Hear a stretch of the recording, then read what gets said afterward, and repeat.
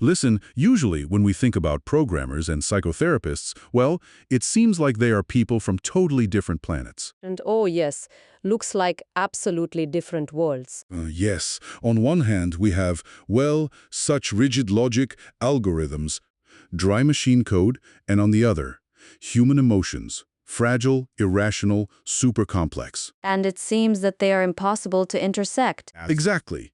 But today we are breaking down materials that sort of prove the opposite. The human psyche and program code have a scarily large amount in common. Today we are doing a detailed analysis of an article by a developer from Habor. He describes the story of creating his app there. It's called Holas. And we also watched a video demonstration of the interface. And you know what's truly captivating here is the spark of creation itself, the starting point. Tell me. The product wasn't born from some abstract desire. Like, oh, let's make another AI startup and cash in. Well, yeah, like it's trendy now. Yeah, no, it all started with observing a routine. The developer simply saw his wife, who is a beginner psychologist, trying to analyze her long client sessions. And analyzing such a deep human conversation is just hell. It's like putting together a huge 1,000-piece puzzle where the picture changes every 10 seconds. An accurate comparison, yes. Words are spoken and immediately dissolve. Emotions pile up. And what does the specialist do at this moment? Well, they take a paper notebook. Yes, a notebook and some scattered files in Google Docs, trying to hold all this chaos in their head. And as a result, this fundamental problem arises: loss of context. When a therapist relies only on their linear notes, which they quickly jotted down during the conversation, a huge layer of information just flies away. Well, because it's impossible to write everything down. Of course, the human brain is physically incapable of simultaneously actively listening, showing empathy, reading nonverbal cues, and also logging all logical chains in detail. That's a system overload. Absolutely. And because of that, the reflection phase suffers. The so-called blank page effect arises. Oh, a familiar thing. Yes, a specialist has an hour of recorded conversation in front of them, and they sit there like, where do I even begin? Which thread should I pull? Yeah, and it was precisely the observation of this struggle with the blank page that led the author to an insight. He looked at cognitive behavioral therapy methods and saw a direct analogy with programming in them. So, if you think about it, the essence of a therapist's work in this approach really resembles the work of a person who reviews someone else's code. In IT, this is called code review, and this metaphor works on a very deep level, to be honest. Let's break down how this looks. Well, look, what are our cognitive distortions? Roughly speaking, they are bugs in the logic. Bugs. Yes, for example, a person has a belief: if I make a mistake, everyone will turn away from me. In programming terms, this is a classic if-then condition, and it leads to a system-wide crash at the slightest stress. Listen, that's cool. And the article also mentions what programmers call legacy code. Oh yes, outdated heritage. Yes, meaning some protective reaction of the psyche formed a long time ago. Well, for example, in childhood. When it was critically important for survival. Exactly. Back then, that system code really saved them. But now the person has grown up, the conditions are completely different, and the old algorithm continues to run in the background. And it throws errors, conflicts at work, in the family. Yes. And the goal of the psychologist is not to erase the personality and write it from scratch, but to perform a careful refactoring, to help the client find this old code, understand that it no longer pulls its weight, and create new patterns. Yeah, but programmers don't write complex software in a standard notepad on Windows. Oh no, please. They use IDEs, integrated development environments, with syntax highlighting, navigation, and all that. And the developer decided to create such an IDE specifically for a psychologist, a visualized workspace, to break down the chaos of communication into a clear structure. But listen, I have a natural skepticism here. Go ahead. The psyche isn't a machine. It's not a piece of hardware. Isn't it too mechanistic to try to algorithmize human pain, trauma? That is a very valid question. And you know, the author of the article understands this boundary perfectly. Was there some kind of disclaimer? Yes, there is a very important disclaimer. He writes that empathy, warmth, intuition, all of this cannot be reduced to code. Well, thank God. Yes, the goal of the tool isn't to replace the human at all. Machines shouldn't analyze the soul. Then, what is it for? The goal is to remove the cognitive load from the therapists themselves, to free up their RAM so that during the session they are 100% with the person, and not trying to frantically recall what the client said at the 20th minute. Uh-huh. So the program handles the routine. But here another question arises, and here is where it gets the most interesting, in my opinion. If the goal is to help the specialist during the session, why not make a smart earpiece? Oh, and a prompter. Well, yes. A neural network listens to the dialogue in real time and whispers in your ear, "Hey, the client is in a defensive position now, pay attention to the tone," or ask them about their relationship with their father.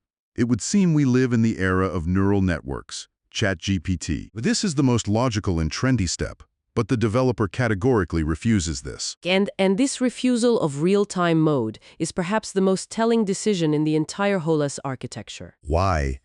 He chose the path of so-called offline reflection. The reason lies in professional safety and ethics.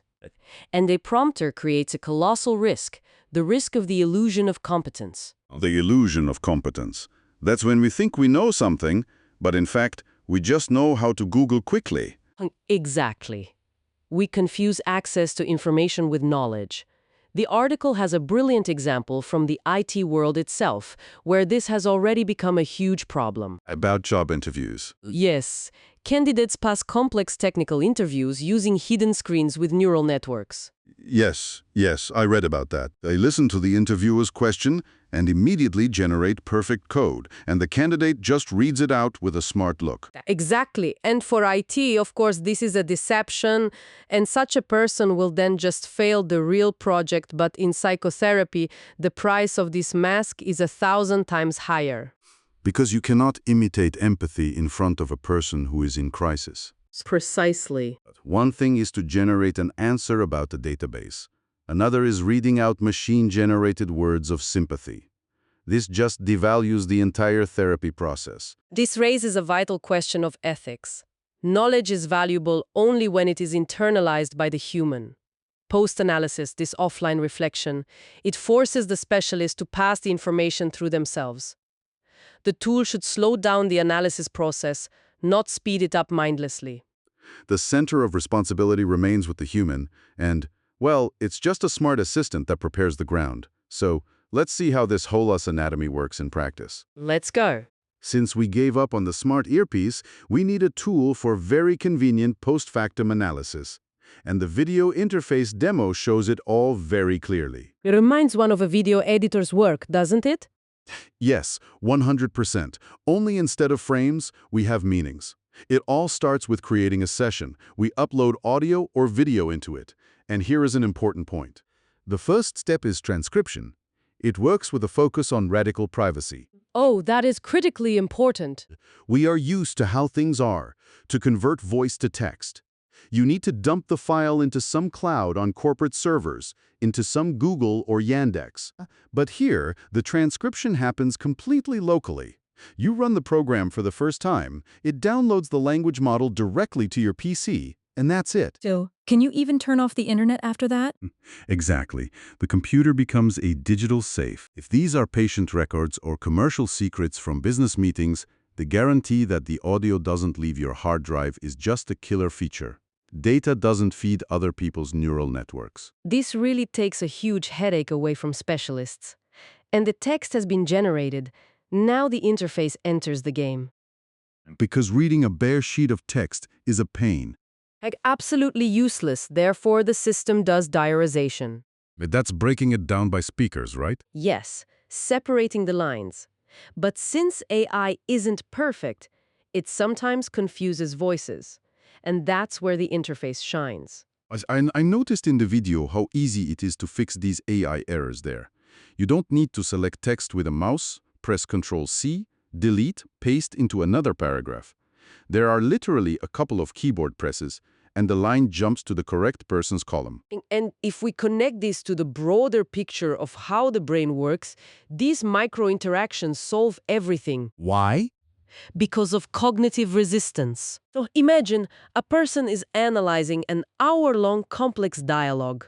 The brain is in a flow state.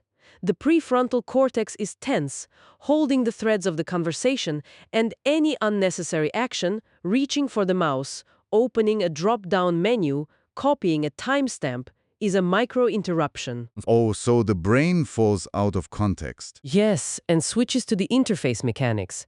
This leads to extreme fatigue. Damn, that makes sense. And that is exactly why there is such a cool color coding system. Green, yellow, and red notes. Totally. You just read the text, press Tab on the keyboard, and bam!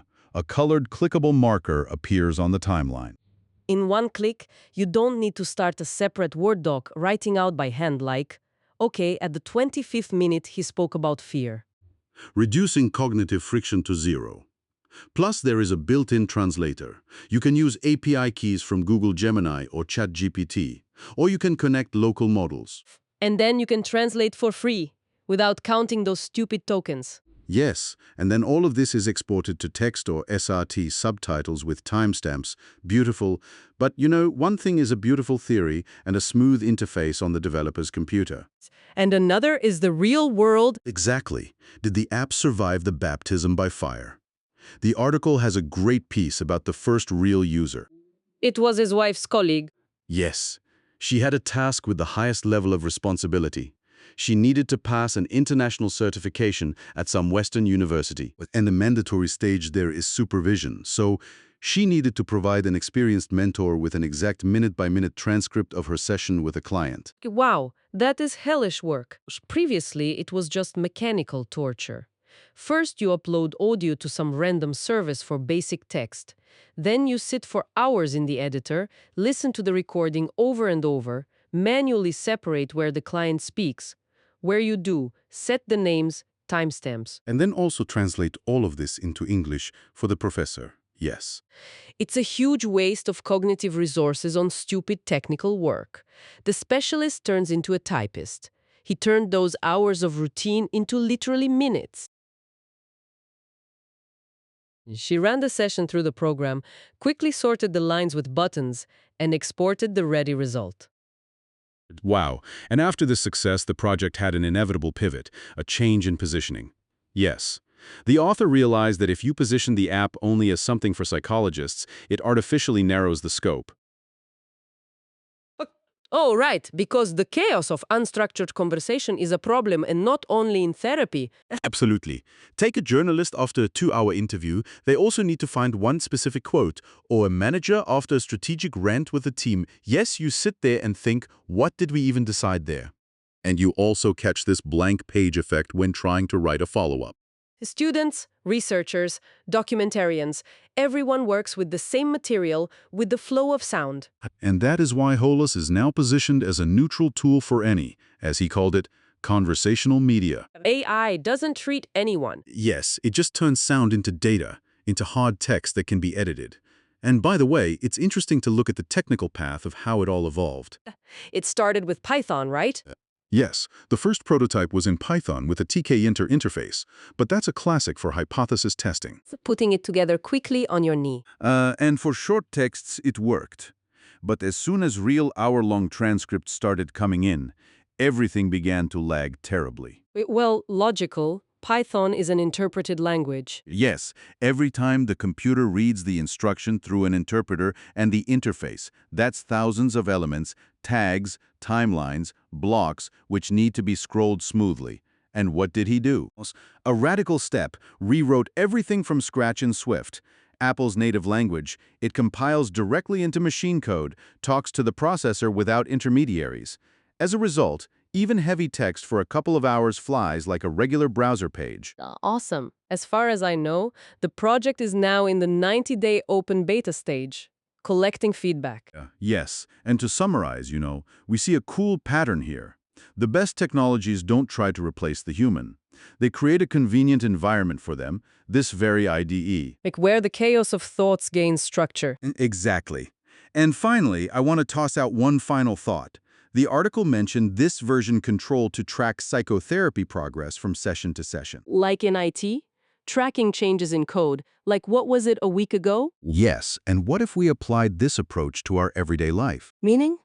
Well, if we all had such a version history of our arguments or deep conversations with loved ones, imagine a detailed map of how your arguments in the family transform. Would it make us more empathetic conversationalists? Would it help see our own behavioral bugs? Or conversely, turn our personal lives into some cold process of searching for software bugs in a partner? That is the boundary where structure begins to kill the living spark of relationships. There is something for us all to think about after this episode ends. Very strong thought. With that, our investigation has come to an end. Thank you for diving into this topic with us. See you next time.